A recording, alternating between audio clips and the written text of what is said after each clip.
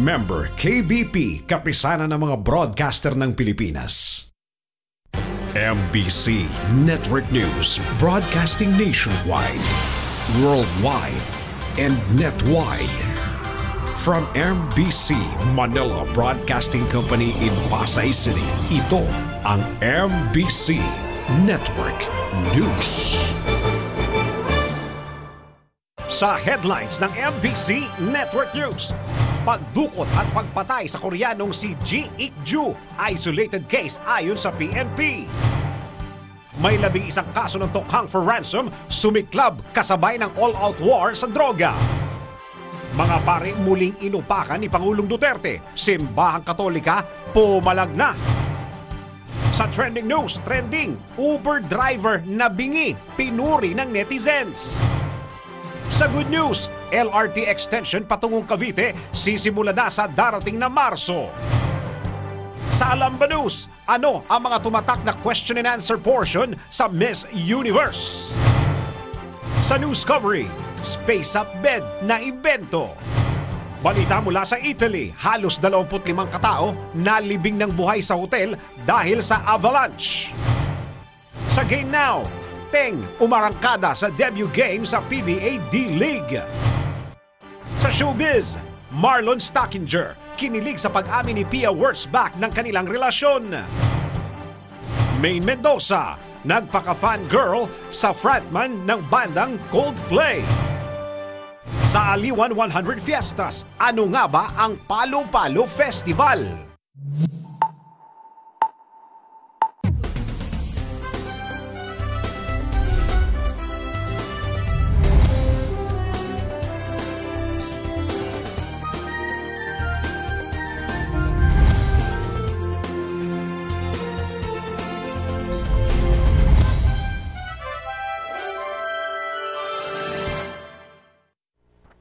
Magandang araw Luzon, Visayas at Mindanao at sa buong mundo. Samahan po ninyo ako ng kalahating oras na balitaan. Narito ang detalye ng mga balita.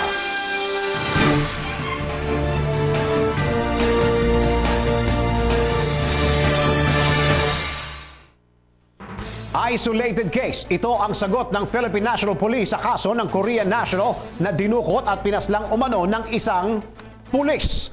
Kung ano ang mga susunod na hakbang ng PNP para mabigyan ng hustisya ang pagkamatay ng biktima. Alamin natin sa report ni RH48, Sheila Edubas. Iginiit ng PNP na isolated case ang pagdukot at pagpatay sa Korean businessman na si Ji Ik-ju. Ayon kay PNP spokesman Senior Superintendent Jonaldo Carlos, nakalulungkot isipin na isang SPO3 Ricky Santa Isabel ang sisira sa buong imahe ng PNP. This is just an isolated case. Unfortunately nga po yung ganito kaloko itong si Santa Isabel at yung kanyang mga kasama ay hindi ho nila alam na ganito ang gawain. July ho ito, late July na nakapasok sa AIBG. Una rito, kinumpirma mismo ni PNP Chief Ronald Bato de la Rosa na sa loob ng Camp Crame pinatay ang dinukot na si Ji Ik-ju at si SPO3 Ricky Santa Isabel ang sumakal at pumatay sa biktima na may 100 metro lang ang layo sa opisina ng PNP Chief. Inamin ni Bato na hiyang-hiya siya sa nangyari at agad itong humingi ng paumanhin sa gobyerno ng Korea. Samantala, kanina lang sinabi ni Police Superintendent Dennis Wagas, legal officer ng PNP AKG, na nakita ang golf set ni G sa punerarya ng sospek na si Gregorio Gerardo Santiago sa Green Funeral Service sa Caloocan City. Incidental to the search ng punerarya kagabi, nakita natin itong golf set which was identified ng misis ng ating kidnap victim. So this was the inventory, then marked, then po sa place ng insidente. Saan galing to sir? Saan na-recover? Doon po sa property ni Gregorio Gerardo Santiago, located at the Green Funeral Service along General Luis Corner, Glen Village, Barangay Bagbaging, Caloocan City. Gaano sir kahalaga yung mga bagay na ito sa kaso ngayon? Dito po dumuduktong tayo doon sa statement po ng biktima and at the same time pati po ng mga witnesses na nakuha po natin sa ngayon na itong golf set na to ay iniwan po doon sa punerarya. During the time na dinideliver po doon yung katawan ng ating victim na si Ik Jo Ji ng Korean National. So does not confirm that yung findings ng NBI na talagang wala na, dinala yung katawan ng biktima at incriminate na siya. We cannot confirm or deny the said statement kasi po. Para sa MBC Network News RH48, Sheila Edubas naglilingkod sa pagbabalita. Samantala, tanggap po tayo ng update sa kaso ng dinukot at brutal na pinatay na Koreano. Magbabalita sa atin ng live si RH28 Raymond Dadpas. Raymond? There is mismong pulis na kasamahan ni SPO3 Ricky Santa Isabel ang nagbuking sa ginawa nilang kidnapping at pagpatay sa Koreanong negosyante na si Ji Ik Ju. Ito ang inihayag ni Police Superintendent Dennis Wagas, ang legal officer ng PNP Anti-Kidnapping Group. Sinabi ni Wagas na sa affidavit ni SPO4 Roy Villegas ng PNP Anti-Illegal Drugs Group na isinumite sa Department of Justice, si Santa Isabel ang nagplano sa kidnapping ni Joe at siya rin umano ang pumatay sa biktima sa loob pa mismo ng Campo Crame noong gabi ng October 18 na siyang araw ng pagdukot sa Koreano. Sumama umano sila sa operation dahil sa paniniwalang si Joe ay sangkot sa illegal drugs. Sa araw na ito ay magsusumiti ang AKG ng supplemental evidence sa Department of Justice. Idadagdag nilang ebidensya ang mga napawing gold set ng biktima sa Green Funeral Services na pagmamayari ng dating police at barangay chairman na si Gerardo Ding Santiago sa Bagbagen, Caloocan City na tumakas na patungo ng Canada. Personal na kinilala ni Mrs. Choi Kyung Jin ang nasabing gold set na pagmamayari ng kanyang nawawalang mister. Iyan ang DZRH News. Raymond Dadpas, RH28, naglilingkod sa pagbabalita. Nagbabalita ng live si RH28 Raymond Dadpas. Samantala, hindi bababa sa 11 ng tokhang for ransom ang naitala kasabay ng all-out war ni Pangulong Digong kontra illegal na droga. Kung sino ang mga kadalasang binibiktima nito, alamin natin yan sa report ni RH09, Sunny Casulya. Hindi umano bababa sa 11 kaso ng tokhang for ransom na nangyaring kasabay ng all-out war kontra droga ng Administrasyong Duterte. Ayon kay Teresita Angsi ng Movement for Restoration of Peace and Order, ang mga biktima ay pawang nagbayad ng ransom sa takot na kasuhan ng mga pulis sa droga. Pero sinabi ni Si na lahat ng nabiktima ng tokhang for ransom ay inosente sa droga. Sangkot umano sa racket ang mga skalawag sa Manila Police District habang ang iba ay nagpanggap namang ahente ng NBI. Ipinahayag ni Si na ang mga biktima sa 11 kaso ng tokhang for ransom ay Chinese national. RH9, Sunny Casulya, naglilingkod sa pagbabalita. Samantala, mga tutol sa death penalty, huhugot ng kakampi sa international community. Magbabalita si RH14, Let Narciso Abinales. Ikakampanya hanggang sa international community ng mga anti-death penalty group ang pagbasura sa panukalang buhayin ng parusang kamatayan. Ayon kay Akbayan Representative Tom Villarin, hihingi nila ang suporta ng international groups at maging ang mga parliamentarian sa ASEAN region. Ayon kay Villarin, target nilang maging lantaran ang pagtutol sa hakbang ng Duterte administration na ibalik ang death penalty. Bahagian niya ito ng malawak na pagkilos ng koalisyon ng mga anti-death penalty na binubuo ng mga mambabatas, NGOs at religious organizations. Hangad rin ng mga ito na makumbinsi ang mas maraming mambabatas para masiguro na matatalo ang death penalty bill sa botohan. Yan ang DZRH News. Let Narciso Abinales, RH14, naglilingkod sa pagbabalita.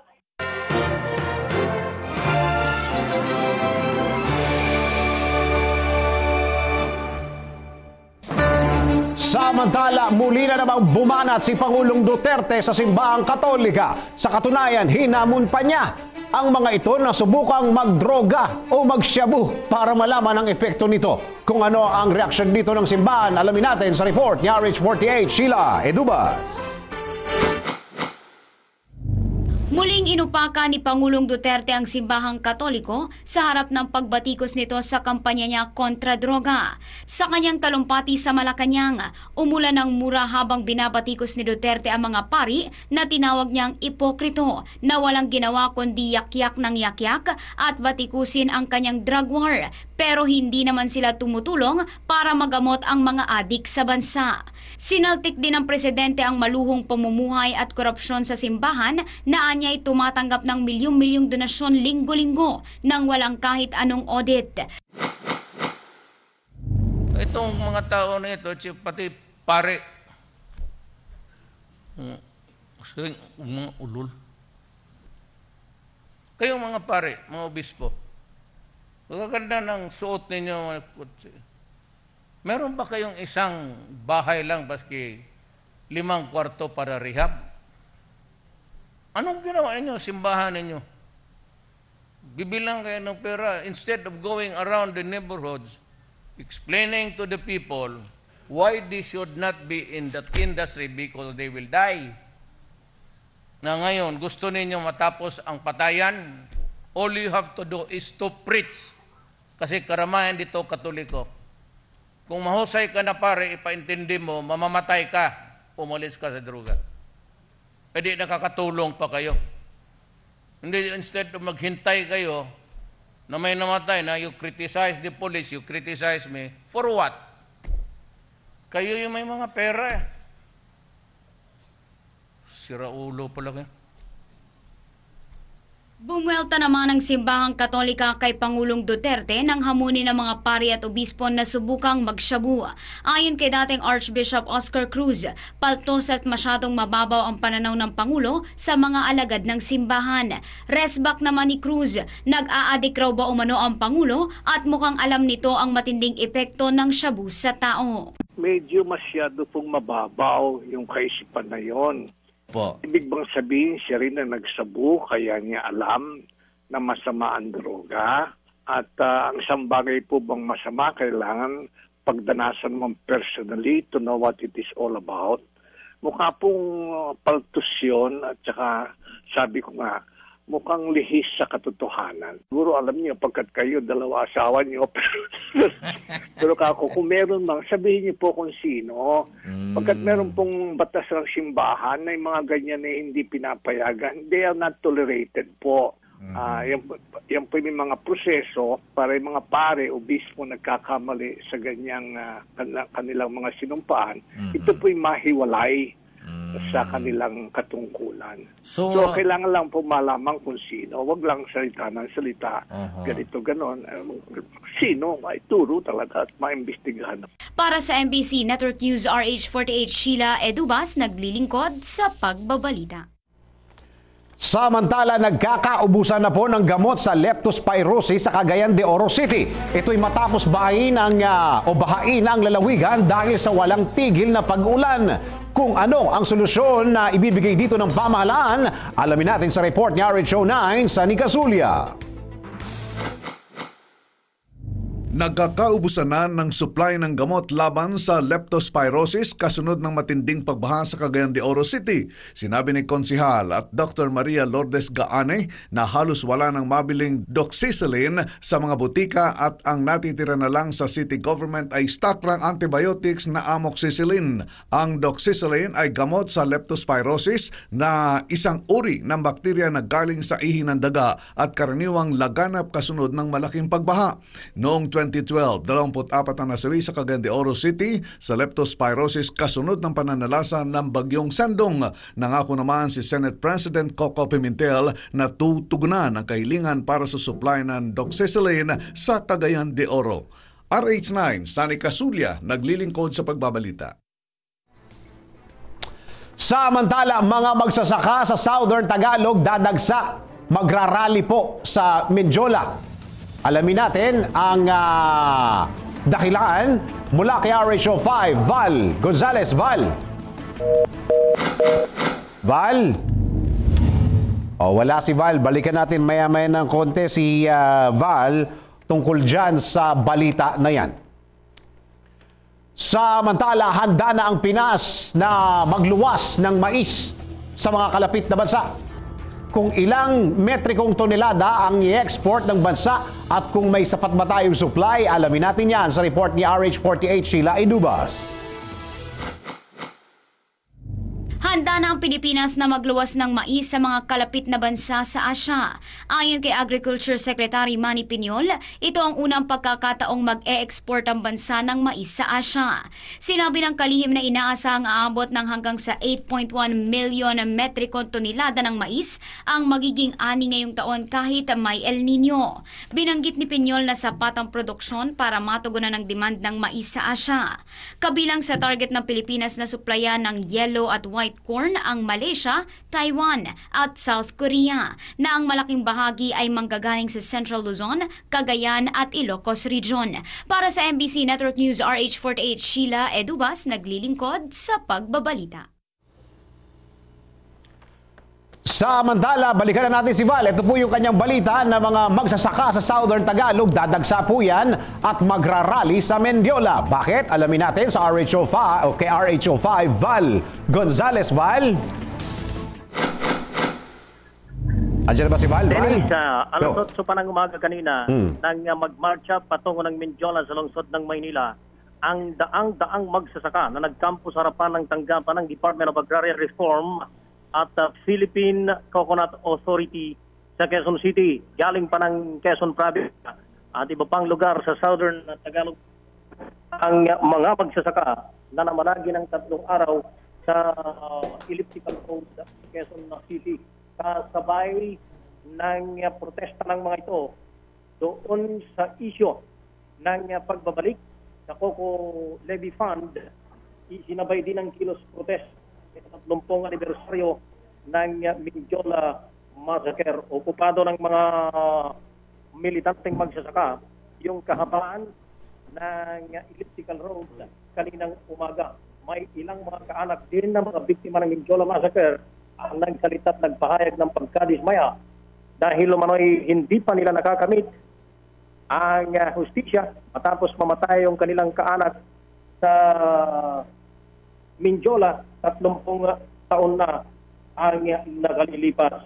At kanina, matapos yung kanilang kilos protesta sa harapan mismo ng tanggapan ng DAR, tumulak ang grupo sa Times Street sa tahanan na ng dating Pangulong Noynoy Aquino bago naman tumulak sa isang mas malaking ikinasapang kilos protesta dyan sa bahagi ng Mendiola sa lungsod ng Maynila.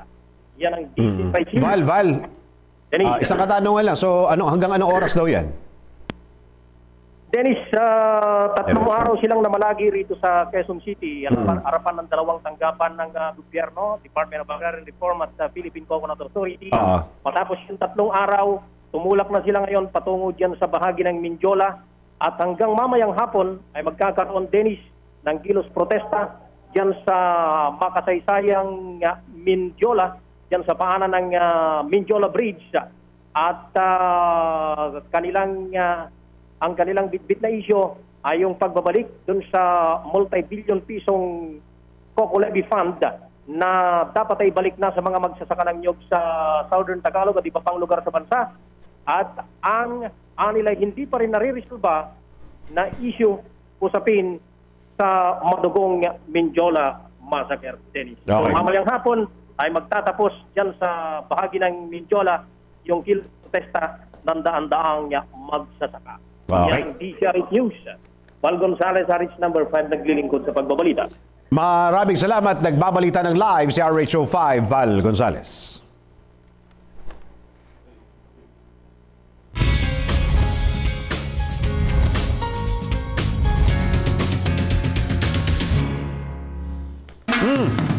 Balitang forever naman tayo. Marlon Stockinger kinilig sa pag-amin ni Pia Wurtzbach ng kanilang relasyon. Magbabalita si RH4030, si Rocky.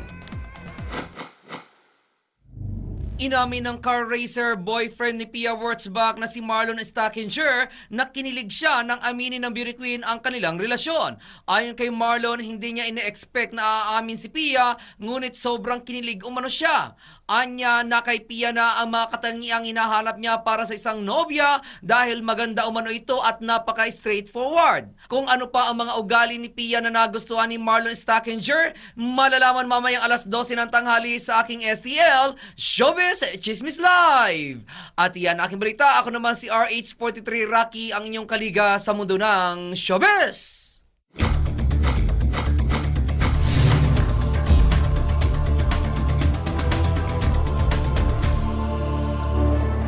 O ito naman, isang nakakatuwang balita naman, isang matandang lalaki na may diferensya sa pandinig ang pinupuri ngayon ng mga netizen dahil sa kanyang pagtatrabaho sa kabila ng kanyang kapansanan. Kung bakit kinagigiliwan ng mga netizen ng Uber driver na ito, alamin natin sa report ni RH44 Vien Dacles.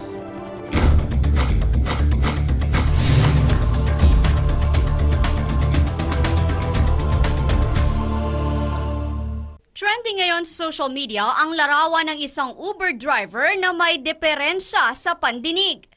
Makikita sa picture na mayroon ng mahigit 2,300 shares at 15,000 likes ang nakasulat sa likod ng Uber driver na "Your Uber driver is hard of hearing due to his service in Philippine Army. Please be patient with him. Thank you." Napag-alaman na nasira ang pandinig ng driver dahil sa isang cannon fire noong naka-assign pa ito sa Sulu. Para matulungan ng mga driver na may diferensya sa pandinig, nagpatupad ng Uber ng Project Beethoven noong 2016 na mula sa German composer na si Ludwig van Beethoven na naglalayong ipaalam sa mga pasahero na hirap makarinig ang kanilang driver at para maiwasan na rin ang diskriminasyon. Para sa MBC Network News, RH44, Vien Dacles, naglilingkod sa pagbabalita.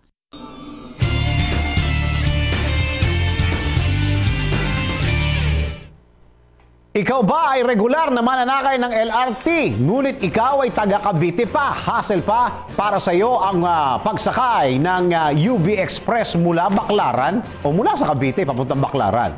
Makauwi lang sa iyong tahanan. Sa sisimulang plano ngayon ng DOTR, ang ngayon paputol-putol mong biyahe paalis at pabalik ng Cavite ay magiging madali na. Paano at bakit? Alamin natin sa Good News Report ni RH09 Sunny Casulia.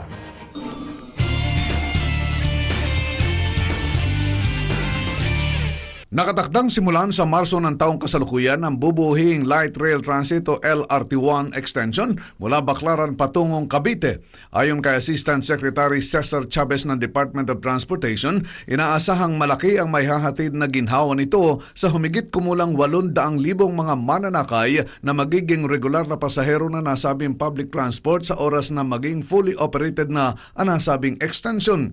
Sa nasabing proyekto, inaasahang ang biyahe mulang south patungong north ay magiging madali at mapapabilis na kapag nagtuloy-tuloy ang konstruksyon nito, maging ang planong extension project rin patungong Bulacan. By March ay simula na ang construction ng Baclaran to Cavite. Ine-expect natin na abot ng 800,000 yung passengers ng Line 1. So, konektado na kung galing ka ng Cavite, dire-diretso ka na kung gusto mo mag-north, gusto mo mag-Bulacan, dire-diretso ka na ngayon through the Grand Station. At yan ang ating good news. RH9, Sunny Casulia, naglilingkod sa pagbabalita.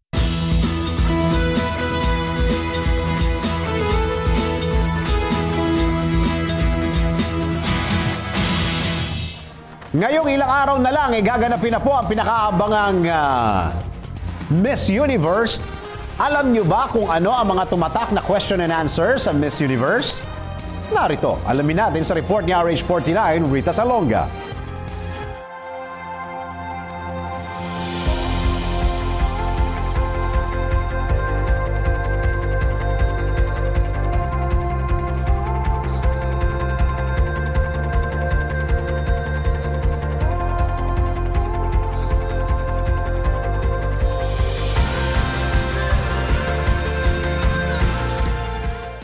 Habang palapit na ng palapit ang Miss Universe 2016 Coronation Night, tumitindi na rin ang mga kritisismo na binabato sa mga kandidata. At kahit na sa Pilipinas gaganapin ang nasabing beauty pageant, hindi pa rin ligtas si Binibining Pilipinas Universe Maxine Medina sa mga mapanuring mata ng publiko. Isa sa mainit na pinag-uusapan ngayon sa social media ay ang kapasidad ni Medina na magsalita ng Ingles, lalo na pagdating sa question and answer portion. Marami ang nagsasabi na kung maaari ay kumuha na ng interpreter si Medina para libre nitong maipahayag ang kanyang saloobin sa sarili nitong wika. Ang pagkuha ng interpreter ay minsan na rin pumasok sa isipan ni Binibining Pilipinas Universe 2010 Venus Ra. Sa isang interview, inamin nito na inilagay niya sa kanyang application form na nagre-request ito ng isang interpreter.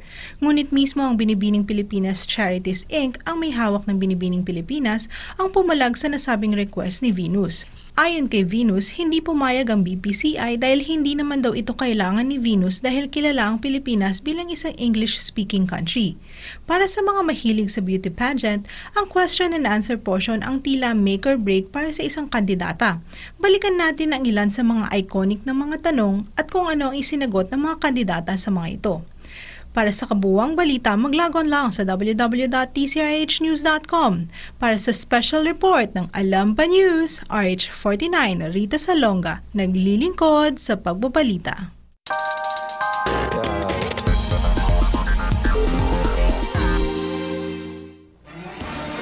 Ito para sa mga maliliit lang ang espasyo sa bahay. Naimbento na po ang Space Up Bed. Kung paano ito makakatulong sa mga nakatira sa condominium, alamin natin sa report ni RH44, Vien Dacles.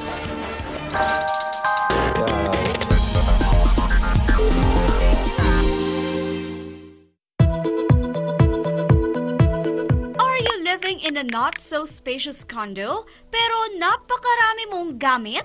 Ang Space Up Bed ang para sa'yo. Ito ang kama na may underneath closet para sa mga walang masyadong space sa kanilang bahay o kaya yung mga nakatira sa mga studio-type room. Ang Space Up Bed ay gawa ng isang French furniture designer mula sa kumpanyang Parasut, kung saan sa isang angat lamang ng kama ay marireveal na ang hidden spacious storage nito na nasa ilalim mismo ng inyong kama. Sa nasabing underneath closet, maaari mong ilagay dito ang anumang gamit na kakasya tulad ng shoes, luggage, pillows, blankets, books, at kahit na anong klase na gusto mong ilagay. Kung gusto mong pumasok sa loob ng secret closet, simply open the door, i-push ang kutsyon at i-assist ka na ng isang lift mechanism para tuluyan itong mabuksan. At yan ang ating news summary, RH44, Vien Dacles, naglilingkod sa pagbabalita.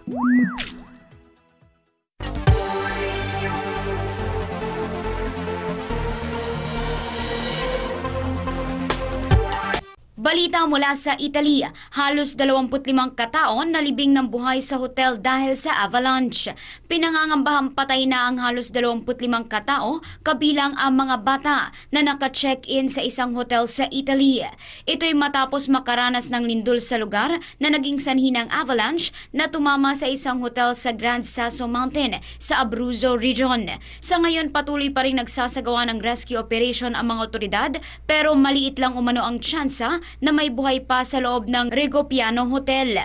Pahayag ng mga eksperto, nasa 6 feet ang kapal ng yelo na bumalot sa hotel at sobrang lakas umano ng impact ng avalanche na kaya nitong wasakin ng isang 3-story building at itulak ito ng 10 meters. Samantala, mula naman sa Estados Unidos, US President-elect Donald Trump nasa Washington na para sa kanyang inaugurasyon. Dumating na sa Washington si US President-elect Donald Trump para sa kanyang inaugurasyon ngayong araw.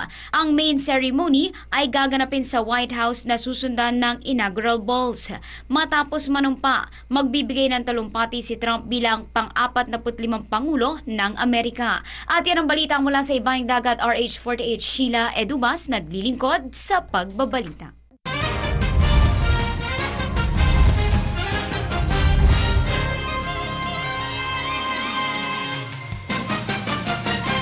Umarangkada kaagad si UAAP Finals MVP Jeron Teng sa kanyang unang laro sa PBA Developmental League.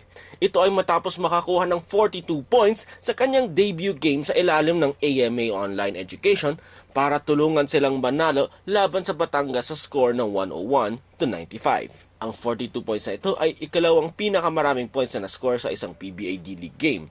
Ang pinakamarami ay ang 58 points ni James Martinez. Pero hindi na bago ang mga scoring explosions para kay Teng matapos makuha ang scoring record sa kanyang high school league na 104 points sa dating Tiong Lien Basketball Tournament. At yan ang ating balitang pampalakasan para sa Game Now. Ako si Toby Pavon.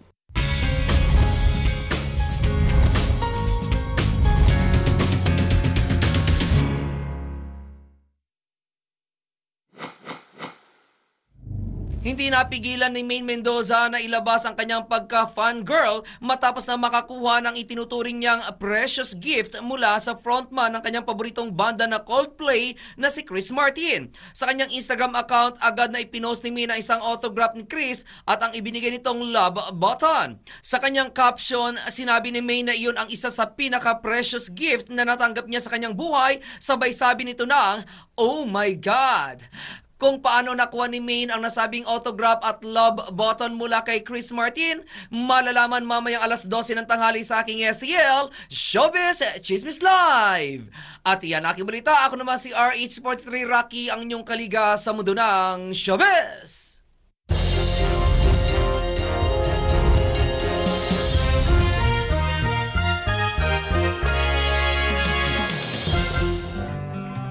Patuloy ang mga pag-ulan sa iba't ibang bahagi ng bansa at nagre-resulta ng pagbaha. Ay grabe, no? Pati yung sa CDO, Makakaranis pa rin kaya tayo ng ganitong mga pag-ulan ngayong araw sa mga susunod pa. At lalo pa kayang lalamig ang ating panahon. Sana hindi pa matapos. Alamin natin ang latest weather situation sa buong Kapuluan. Ihatid sa atin yan, RH44, Bien Dacles. Bien!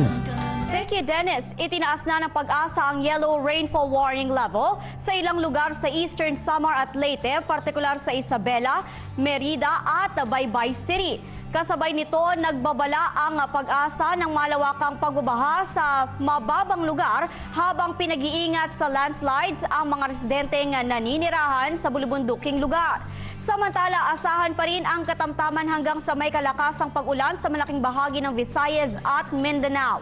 Ang buntod ng cold front pa rin ang makakaapekto sa silangang bahagi ng Vismin, habang ang northeast monsoon o amihan ang makakaapekto naman sa Luzon. Kabilang sa makakaranas ng masamang panahon ng Eastern Visayas, Central Visayas, Caraga, Davao at Northern Mindanao. Makakaranas naman ang Metro Manila ng ilang bahagi ng Luzon ng maulap na papurin na may isolated light rains.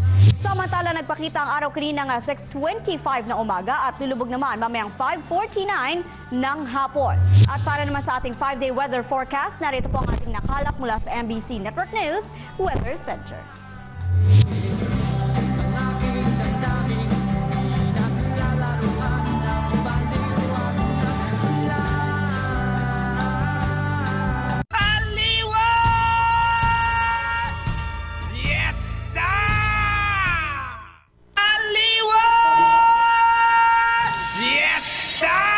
Ayun, kailangan tinatapos talaga yung bahagi na yun. Ito naman dahil ilang araw na lang, Aliwan Fiesta na. Ilang araw na lang at ilang buwan, kilalanin muna natin ang mga natatanging fiesta sa buong Kapuluan na ipinagdiriwang ng ating mga kababayan.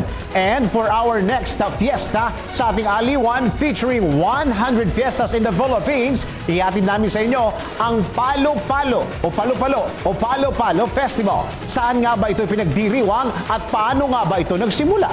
Alamin natin yan sa special report na ito. Aliwan presents 100 Fiestas in the Philippines. Isang pisaya, ista'y narito na. At ibaisan ng talino sa sayaw at karosa. Ang Palo-Palo Festival ay ang taunang kasiyahan na isinasagawa sa Basco, Batanes, kung saan pinapakita ang makulay na kultura at ang mga kinabubuhay ng mga Ivatan. Iba't iba ang mga grupong etniko mula sa mga munisipalidad sa Batanes ang nakikilahok sa nasabing pagdiriwang upang ipakita ang kani-kanilang mga natatanging kasaysayan at tradisyon. Samantala, ang pangalang palo-palo ay hango mula sa tradisyonal at natatanging armas na ginagamit ng mga Ivatans sa kanilang pakikipaglaban noong unang panahon. Abangan ang mga festival champions sa Aliwan Fiesta Festival of Champions 2017. April 20, 21, and 22, 2017. Watch it live dito sa DZRH News Television, Facebook at YouTube live channel at dzrhnews.com. Isang makisaya, ista'y narito na. Ating naisan ng talino sa sayaw at karosa. Hep! Ito na po ang ating countdown para sa ating Aliwan Fiesta. Ilang araw na lang. 91 days to go na lang. Parang pagod na ako agad.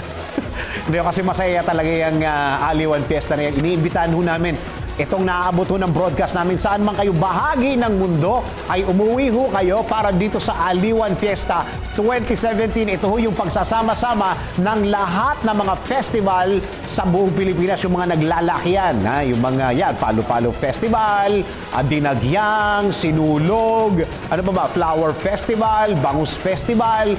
Yan, nagpupunta yan dito sila para makapag-perform sa ating street dancing competition na ang mapapanalunan, malit lang, 1 milyong piso.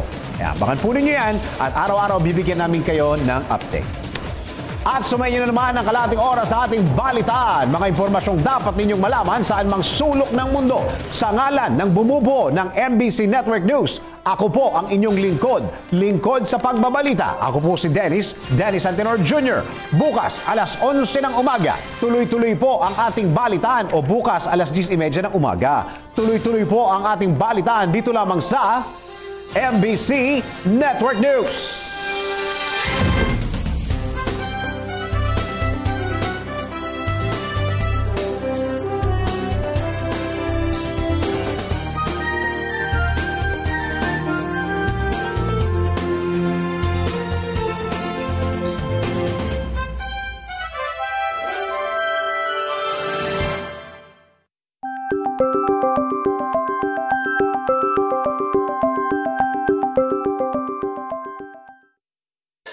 Bonding with the family, pag may time, try lang ba?